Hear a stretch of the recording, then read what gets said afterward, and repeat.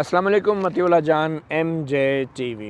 Supreme court के 5 रुकनी bench ने, जिसकी सरबराही चीफ जस्टिस उमर अता बंदयाल कर रहे थे,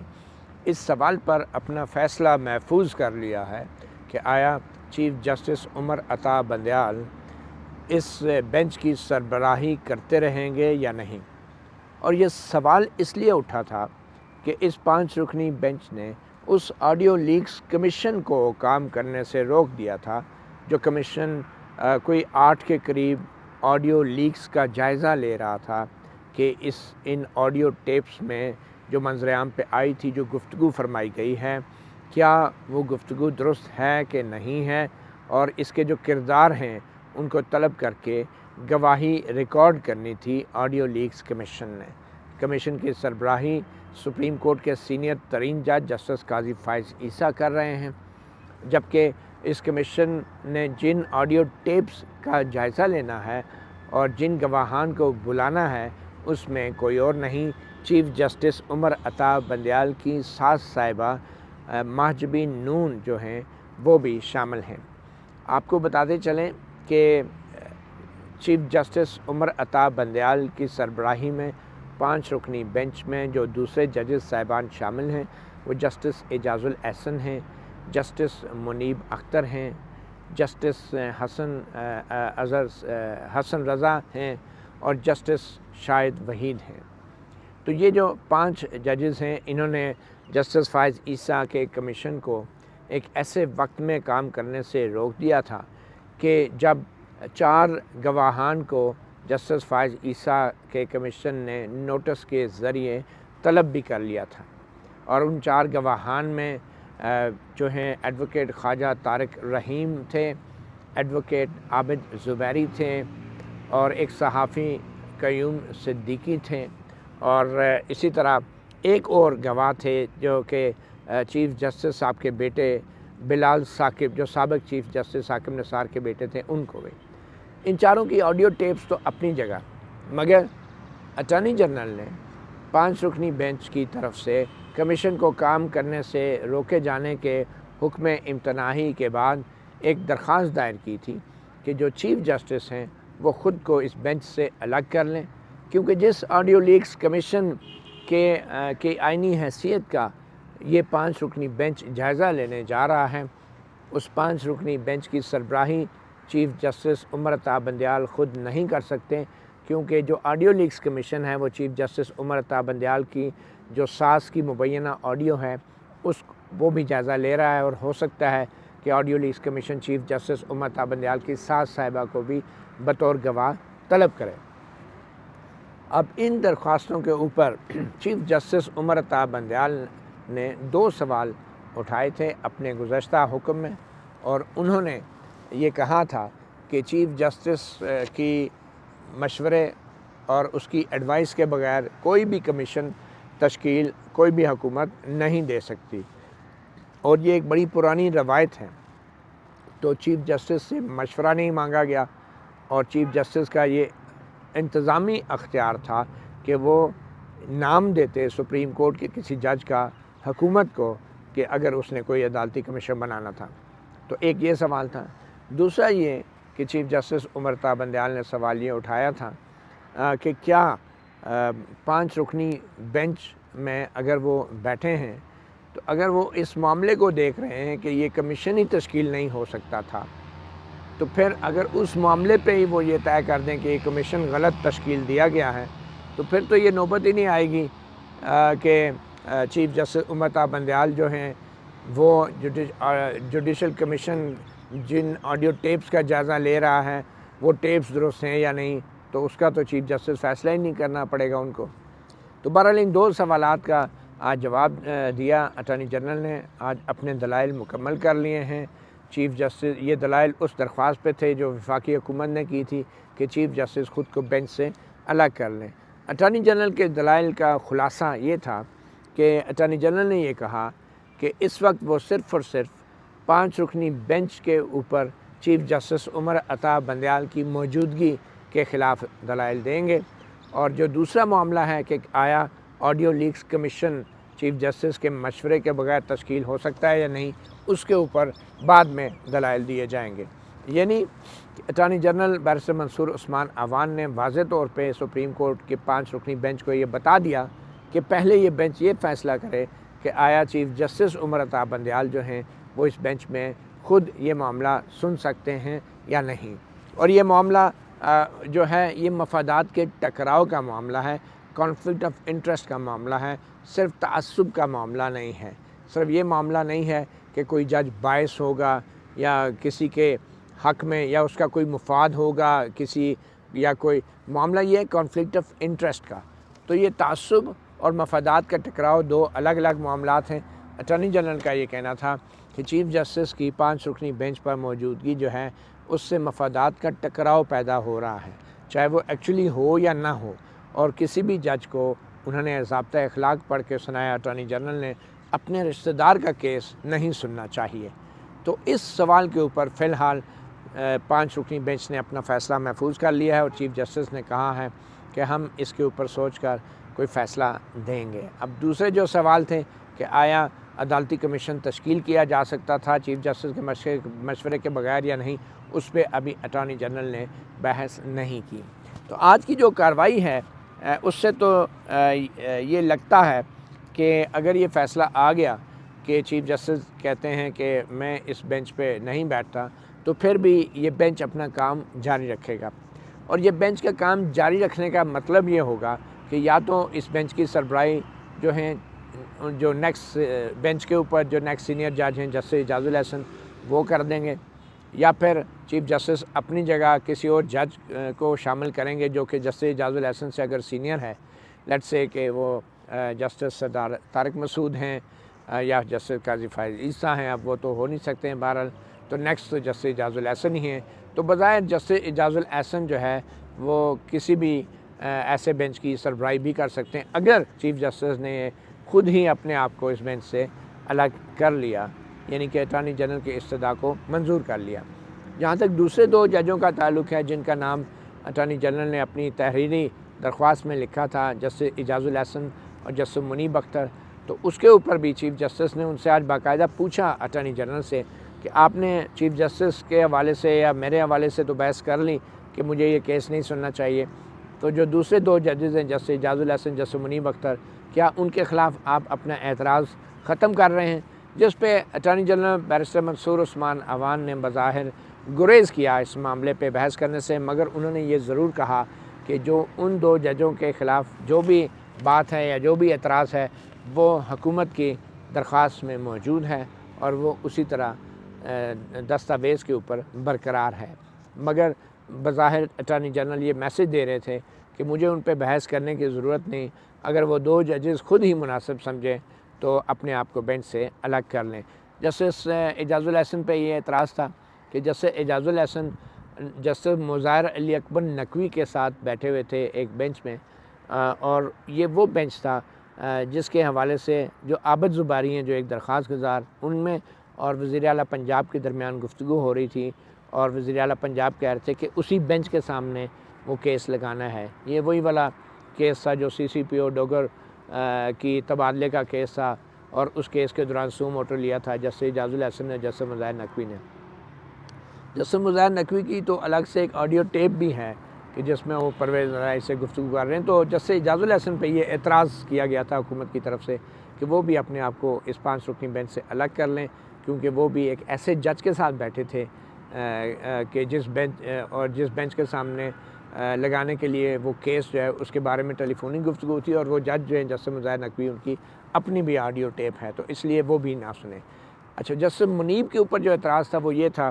कि चीफ़ जस्टिस उमर अता बंदयाल की जो सास साहिबा हैं माजबीन नून और राफ़िया तारिक जो ख्वाजा तारिक रहीम की अहलिया हैं, उनके दरमियान जो गुफ्तगू हो रही थी, तो राफ़िया तारिक ये कह रही थी कि उन्होंने उमर को भी यानी चीफ़ जस्टिस उमर अता बंदयाल को भी और जस्टिस मुनीब को भी पैगामात भेजे, मैसेजेस भेजे, और जिस पे उनका जवाब भी आया जस्टिस मुनीब का कि उन्होंने एक इमोजी भेजी जिसमें वो अपनी उंगलियां दांतों में दबाई हुई थी और साथ लिखा कि बी केयरफुल।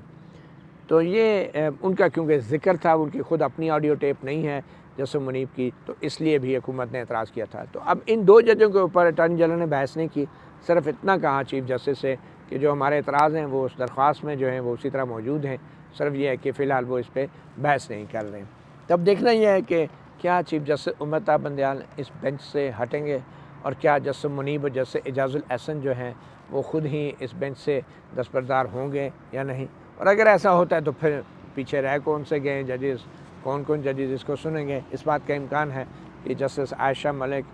या कोई और जज जो है चीफ जस्टिस उम्मत बंदयाल की जगह पे आ जाएगा और चीफ जस्टिस उम्मत बंदयाल की जगह फिर इस 5 रुकनी बेंच की, अगर ये 5 रुकनी बना तो उसकी सरबराही जस्टिस एजाजुल एहसन करेंगे।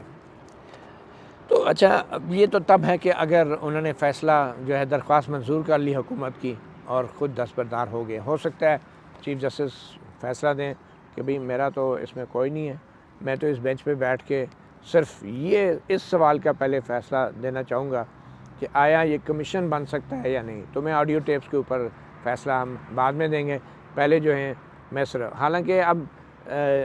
दलाइल जो जितने भी हुए हैं वो रिक्यूज़ल के हवाले से हुए हैं। अब क्या चीफ जस्टिस ये भी फ़ैसला दे सकते हैं कि ये जो दलाइल रिक्यूज़ल के हवाले से दिए गए हैं वो इसलिए, वो इसमें ये बात थी कि भाई मेरी सास की ऑडियो टेप है तो इसलिए आप नहीं सुन सकते। तो मैं तो ऑडियो टेप्स की तरफ जाऊंगा ही नहीं। तो मैं तो सिर्फ, हमने बेंच ने फ़ैसला किया कि पहले हम ये तय करेंगे कि ये कमीशन भी आइनी तौर पे बन सकता था या नहीं चीफ जस्टिस के मशवरे के बगैर। तो अगर वो तय हो गया मामला तो हम फिर ऑडियो टेप्स की तरफ जाएंगे नहीं। अगर ऑडियो टेप्स की तरफ नहीं जाएंगे, कमीशन की तरफ नहीं जाएंगे, तो फिर उसमें मेरा तो कोई मफादात का टकराव नहीं है, कॉन्फ्लिक्ट ऑफ इंटरेस्ट नहीं है। तो इसलिए अटॉर्नी जनरल के जितने भी आर्गूमेंट्स हैं उनके ऊपर फ़ैसला चीफ जस्टिस कह सकते हैं कि ये फ़ैसला जो है मैं इसके ऊपर बाद में हम देखेंगे अगर इसकी ज़रूरत पड़ी तो। यानी कि अगर ये तय हो गया कि कमीशन सही बना था तो फिर उसके बाद जो कमीशन की जो TORs हैं और जो कमीशन के अंदर जो चीज़ें कानूनी नुक्ते उठाए गए हैं कि इसमें ये नहीं है कि ये टेपें गैर कानूनी तौर पे हुई नहीं हुई, उसमें मैं नहीं पढ़ूँगा, तो उसमें फिर हो सकता है मैं रिक्यूज़ कर जाऊँ। तो ये भी फ़ैसला आ सकता है चीफ जस्टिस कहें कि नहीं, मैं अभी बैठूँगा और मैं ऑडियो टेप्स के हवाले से कोई फ़ैसला नहीं दूँगा और मैं सिर्फ और सिर्फ कमीशन की तश्कील पे दूँगा। तो अटॉर्नी जनरल साहब, अब आप कमीशन की तश्कील के हवाले से दलाइल दें ताकि पहले हम उसका फ़ैसला कर लें। और उसका फ़ैसला तो आपको पता ही है, अगर चीफ जस्टिस ने कर दिया तो फिर वो शायद कॉन्फ्लिक्ट ऑफ इंटरेस्ट वाला जो अटॉर्नी जनरल की एक दलील है चीफ जस्टिस के ख़िलाफ़, वो उस तरीके से लागू नहीं होगी, क्योंकि वो सिर्फ़ और सिर्फ जो है वो उस सूरत में थी कि जब वो चीफ जस्टिस अपनी सास साहिबा की ऑडियो टेप्स का जायज़ा लेने वाले कमीशन की जो कार्रवाई है या उनको जो TOR हैं उसके ऊपर कोई फ़ैसला उन्होंने देना होता। तो आज हुआ क्या, बुनियादी तौर पे आगाज़ में ही एडवोकेट जो हैं वो जो रियाज राही हैं, उन्होंने कहा कि जनाब मेरे तौहीन अदालत की एक दरख्वास्त दायर कर रखी थी। चीफ जस्टिस उम्मत बंदयाल ने कहा कि सुप्रीम कोर्ट के जजों के ख़िलाफ़ तौहीन अदालत की इस तरह की दरख्वास्तें नहीं दी जाती, और वैसे भी ये मामला जो होता है अदालत और तौहीन अदालत करने वाले मुबैना तौर पे मुल्ज़म के बीच में होता है। तो और रियाज हनीफ राई को उन्होंने इस मामले पे नहीं सुना। फिर अटॉर्नी जनरल ने कहा कि मैं सिर्फ 2 चीज़ें हैं जो मेरे सामने, उस पर बात करूँगा, और वो 2 चीज़ें यही हैं कि पहले तो एक कंपोजिशन ऑफ बेंच है कि बेंच जो है 5 रुकनी बेंच जो है क्या इसमें चीफ जस्टिस को होना चाहिए या नहीं, और दूसरा ये कि जो ऑडियो लीक्स कमीशन बनाया गया है वो चीफ जस्टिस के मशवरे के बगैर बन सकता था या नहीं। तो ये 2 बातें, और मैं सिर्फ बेंच की जो 5 रुकनी बेंच की तश्कील है मैं उस पर बहस करूँगा।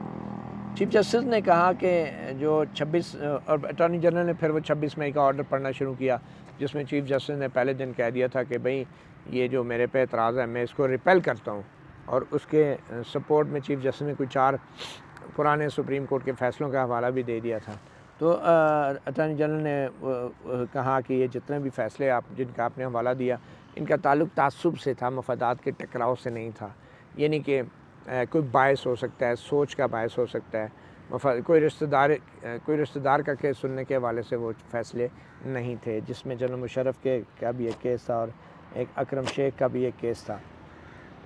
चीफ जस्टिस ने कहा कि 26 ऑर्डर के अंदर जो आप हवाला दे रहे हैं, तो 26 मई का जो ऑर्डर वो इसलिए हमने आपका एतराज़ रिपेल किया था क्योंकि आपको ये पता होना चाहिए था कि जो चीफ जस्टिस का जो ऑफिस है, जो उसका एडमिनिस्ट्रेटिव रोल है, वो ट्रांसफ़रेबल नहीं है। यानी कि वो उसका कोई मतबादल नहीं हो सकता। अगर चीफ़ जस्टिस ऑफिस में मौजूद हैं तो फिर ये नहीं हो सकता कि हुकूमत जो है चीफ़ जस्टिस से पूछे बगैर एक दूसरे सीनियर जज का नाम लेके कमीशन बना दे, तो ये नहीं हो सकता। हाँ, अगर चीफ़ जस्टिस मुल्क में नहीं है या अपना बीमार है तो फिर एक्टिंग चीफ़ जस्टिस आ जाता है और वो एक्टिंग चीफ़ जस्टिस जो है फिर वो तमाम काम करता है जो कि चीफ़ जस्टिस करता है। मगर चीफ़ जस्टिस अगर है मुल्क में और दफ्तर में भी है तो फिर उससे पूछे बगैर आप कमीशन नहीं बना सकते, वो आप मतबादल नहीं हो सकता। जहाँ तक अदालत में केस सुनने का ताल्लुक है तो वहाँ पे चीफ़ जस्टिस जो है वो उसका मुतबादल किया जा सकता है, यानी कि वो चीफ़ जस्टिस खुद ना भी बैठें,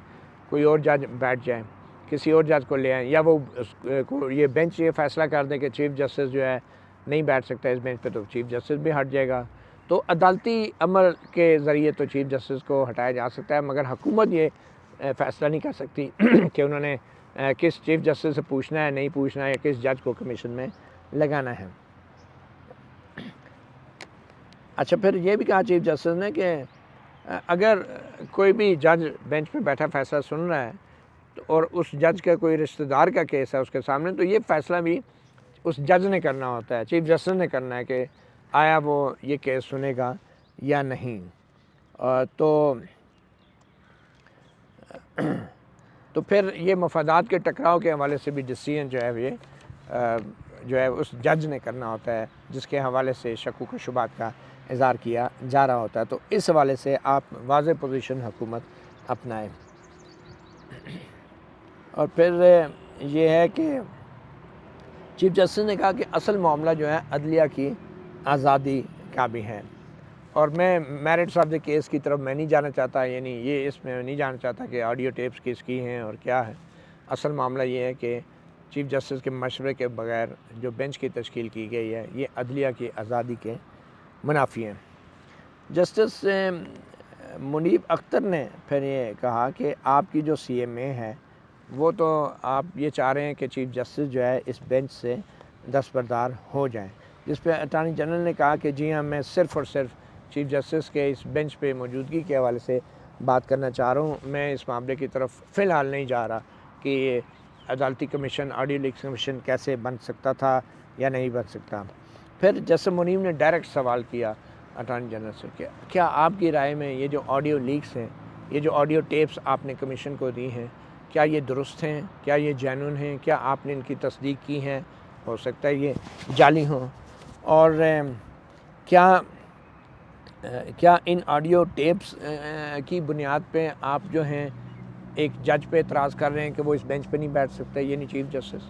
तो जस्टिस मुनीब अख्तर का ये कहना था कि पहले हुकूमत ये तो अपनी पोजीशन तो वाज़े करे ना कि क्या ये टेप्स असली भी हैं या नहीं हैं। हुकूमत खुद तो डाउट में है, हुकूमत खुद मौक़िफ़ नहीं ले रही कि भाई ये टेप्स असली हैं या नहीं, और आप कह रहे हैं इन टेप्स की क्योंकि इसमें साद साहिबा की टेप हैं तो चीफ़ जस्टिस बेंच से हट जाएँ। तो जस्टिस मुनीब का ये कहने का मकसद ये था, वो ये कह रहे थे, ये सवाल उठा रहे थे कि अगर हुकूमत को खुद यकीन नहीं है ये टेप असली हैं भी या नहीं, तो वो कैसे एक गैर मुसद्दक़ा ऑडियो टेप्स की बुनियाद पे किसी जज पे एतराज़ कर सकती है कि जी जज हट जाए क्योंकि ये उनमें इसकी साद साहिबा का मामला है। तो ये पूछा भी जस्टिस मुनीब ने बार बार कि आप अपना मौक़िफ़ दें, तो जिस पे अटॉर्नी जनरल ने कहा कि जनाब हमारा मौक़िफ़ तो यही है जो कि नोटिफिकेशन में लिखा है कि allegedly these alleged audio leaks, allege से मुराद ये है कि ये टेप मुबैना तौर पे उन किरदारों की हैं जिनके नाम जो हैं वो बीच में दिए गए हैं। तो अटॉर्नी जनरल ने भी ये नहीं कहा एतमाद के साथ कि ये टेप्स असली हैं, जिस पे जस्टिस मुनीब अख्तर ने कहा ये तो कल कोई भी बंदा किसी जज पे पहले इल्ज़ाम लगा दे कि ये उसकी ऑडियो आ गई है और फिर कहे कि ये जज जो हैं ये केस ना सुने, तो इस बुनियाद पे तो जो केस है जो जज हैं वो बेंच से दस्तबरदार नहीं हो सकता। और इस पर फिर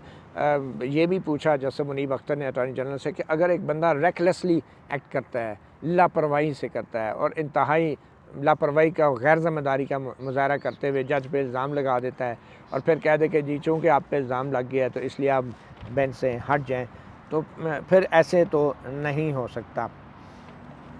और फिर उन्होंने ये भी कहा कि अब आपके जो वज़ीर दाखिला हैं वो प्रेस कॉन्फ्रेंस भी उन्होंने कर दी। अटॉर्नी जनरल ने कहा जनाब वो उनका ज़ाती राय थी, वो काबीना की राय नहीं थी, जिस पे जस्टिस मुनीब अख्तर ने कहा कि ये ज़ाती राय कैसे हो सकती है, ये तो एक इज्तिमाई ज़िम्मेदारी का, कलेक्टिव रिस्पॉन्सिबिलिटी का एक नज़रिया है, एक कॉन्सेप्ट होता है कि अगर एक वज़ीर कोई बात करता है तो वो पूरी गवर्नमेंट को नुमाइंदगी कर रहा होता है। जिस पे अटॉर्नी जनरल ने कहा कि जनाब ये जितने भी वाक़यात हैं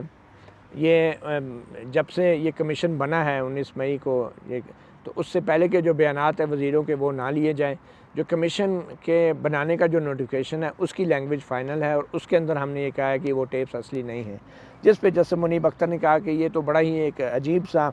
मामला है, ये एक गैर मुसद्दक़ा टेप को लेके आपके वज़ीर प्रेस कॉन्फ्रेंस भी कर रहे हैं। ये तो वज़ीर को फिर या तो इस्तीफ़ा दे देना चाहिए या तो हुकूमत को चाहिए या कैबिनेट को चाहिए वो कहे कि हमारा इससे कोई ताल्लुक़ नहीं है ये वज़ीर के इल्ज़ामात से। तो ये एक गैर ज़िम्मेदाराना रवैया है। जिस पर अटॉर्नी जनरल ने फिर वज़ाहत की कि काबीना का ये मौक़िफ़ है कि ये मुबैना तौर पे ये ऑडियो टेप्स हैं और काबीना जो है इनकी तस्दीक करवाना चाह रही हैं। और अटॉर्नी जनरल ने यह भी कहा कि एक्चुअली काबीना नहीं चाहती थी कि वो अपने तौर पे इन टेप्स के बारे में इंक्वायरी करे, वो कोई अपनी निगरानी चाहती थी, कोई ऐसी अदालती निगरानी, कोई अदालती कमीशन जिसके तहत जो है हुकूमत इन टेप्स की असलियत का बारे में कोई इंक्वायरी करवाती, ताकि बाद में हुकूमत पे ये इल्ज़ाम न लगे कि उन्होंने आज खुद ही जो है ये इंक्वायरी करवा के जजों को मिलान करने की कोशिश की है। जैसे मुनीब अख्तर ने कहा भी कि इतने ऊँचे ओहदों पे लोग बैठे हुए हैं और ये बड़ी अजीब बात है कि उन्होंने बग़ैर तस्दीक के जो है प्रेस कॉन्फ्रेंस कर दी हैं और अदलिया को मिलान कर दिए हैं, बदनाम कर दिया है। और वो जो है अब इसका ये मतलब है कि कोई भी कल बंदा जो है प्रेस कॉन्फ्रेंस में किसी भी जज को इल्ज़ामात लगा के फिर आ जाए दरख्वास्त लेके कि आप ये केस ना सुनें। और इस पे जस्टिस मुनीब ने कहा कि जजेस को बड़ा रोबस्ट व्यू लेना पड़ता है और हमारे सुप्रीम कोर्ट के फ़ैसले हैं कि ऐसे लोगों के जो इल्ज़ामात हैं उनका रोबस्ट जवाब देना चाहिए और ये नहीं होना चाहिए कि कोई इल्ज़ाम लगा दें तो जजेस जो हैं वो अपनी जो आइनी ज़िम्मेदारी है उससे वो दस्तबरदार हो जाएं और फ़ैसला सुनाने की बजाय, फ़ैसले देने की बजाय वो बेंच से हट जाएं। और इसके ऊपर चीफ जस्टिस उमर ता बंदयाल ने भी कहा कि क्या आपने इन ऑडियो टेप्स की कोई तस्दीक करवाई है, आपने मालूम किया है कि किसने ये ऑडियो टेप्स प्लांट की हैं और ये किसका ट्विटर हैंडल था जिस ट्विटर हैंडल से जो है ये ऑडियो लीक की जा रही थी। और हुकूमत के पास तो ऐसी चीज़ों का पता चलाने के वसाइल भी होते हैं और जो कमीशन है उसने भी हुकूमत से ही मदद तलब करनी है। तो ये चीफ जस्टिस उमर ता बंदयाल ने सवाल उठाए। तो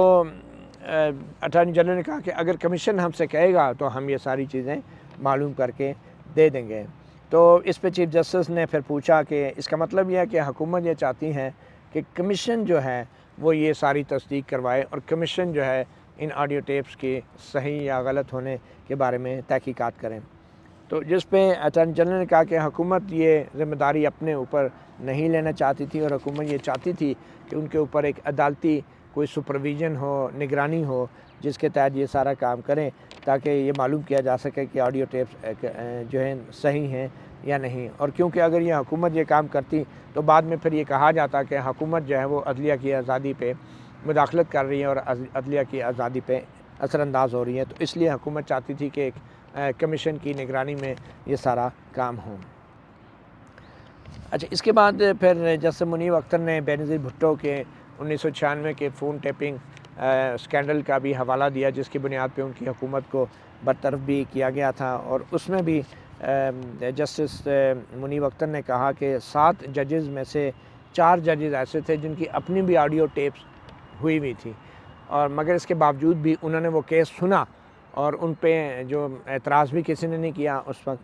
तो इसलिए ये कहना कि सिर्फ एक टेप में कोई ज़िक्र है किसी का,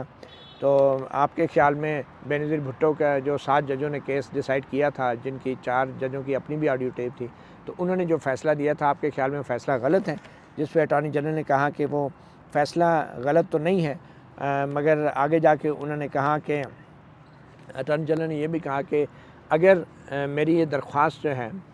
वो मंजूर कर दी जाती है तो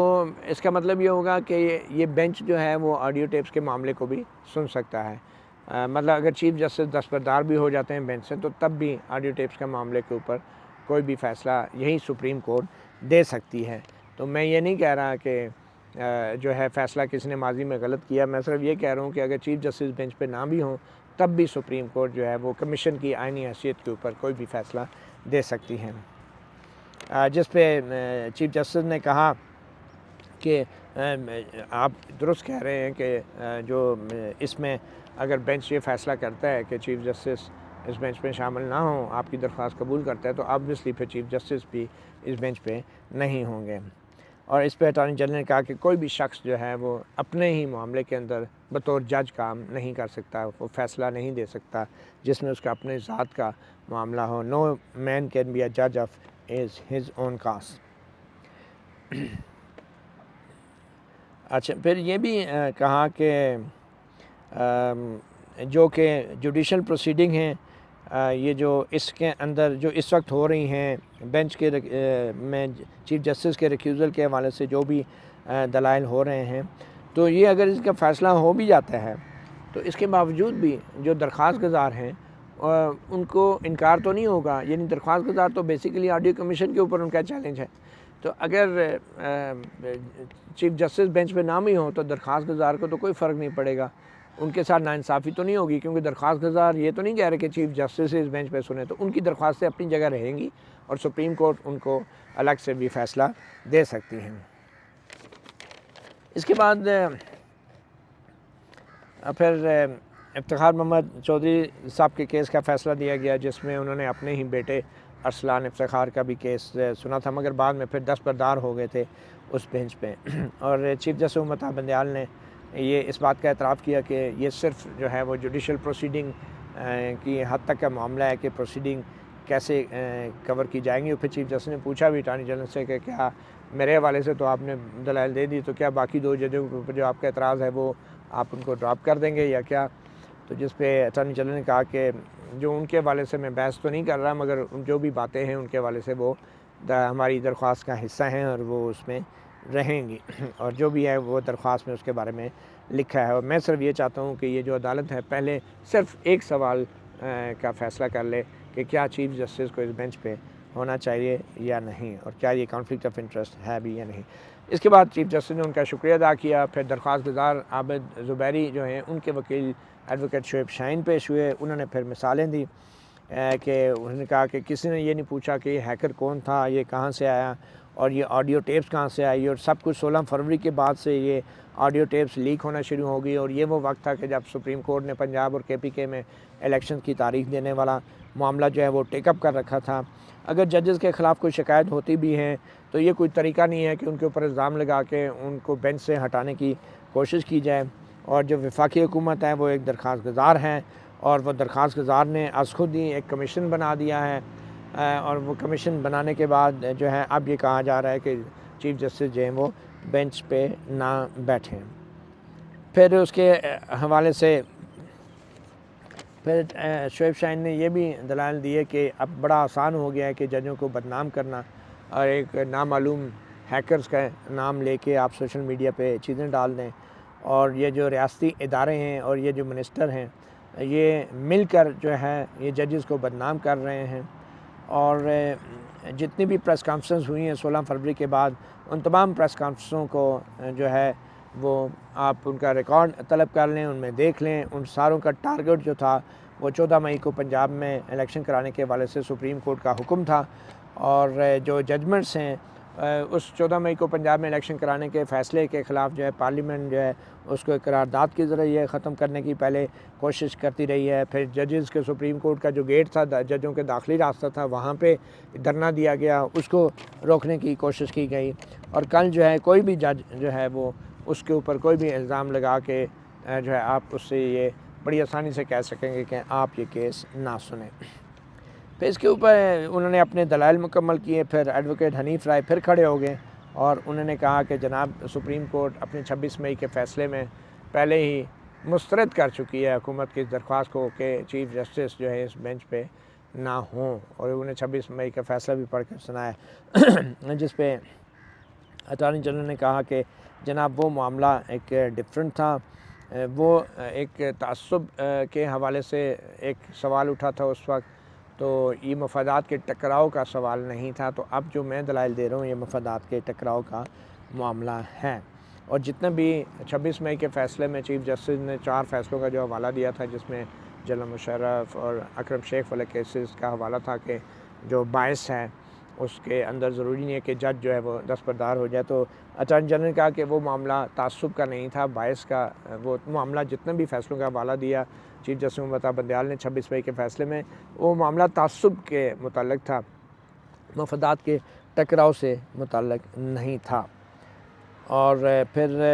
ये तमाम दलाइल सुनने के बाद फिर चीफ जस्टिस ममता बंदयाल ने ऐलान किया कि हम इसके बारे में सोचेंगे और जल्द फ़ैसला देंगे। अब वो जल्द फ़ैसला क्या होगा, कब होगा, ये अब मालूम नहीं है, क्योंकि पहले भी कुछ फ़ैसले ममता बंदयाल साहब ने महफूज किए थे। उनमें से एक तो वो चैम्बर के अंदर जो जस्टिस काज़ी फ़ाइज़ के ख़िलाफ़ इमरान खान की हुकूमत की जो क्यूरेटिव दरख्वास्त थी, उसके ऊपर जो एतराज़ लगे थे, उस एतराज़ के ख़िलाफ़ जो चैम्बर में अपील थी, उसके ऊपर चीफ जस्टिस ममता बंदयाल ने फ़ैसला महफूज किया हुआ है, वो भी अभी तक नहीं है। तो देखें अब ये फ़ैसला कब आता है, आज शाम को आएगा, कल परसों आएगा, मगर जब भी आएगा अब अगली समाअत शायद उसके बाद ही होगी, जिसमें फिर ये तय किया जाएगा कि क्या चीफ जस्टिस उस बेंच पे मौजूद होंगे या नहीं, और अगर होंगे या नहीं तो फिर क्या जो ऑडियो लीक कमीशन बनाया गया है, क्या इसके जो TOR है या जो इसकी तश्कील है वो चीफ जस्टिस के मशवरे के बगैर हो सकती थी या नहीं। मतीउल्लाह जान, MJ TV से इतने, इजाज़त दीजिए, अल्लाह हाफ़िज़।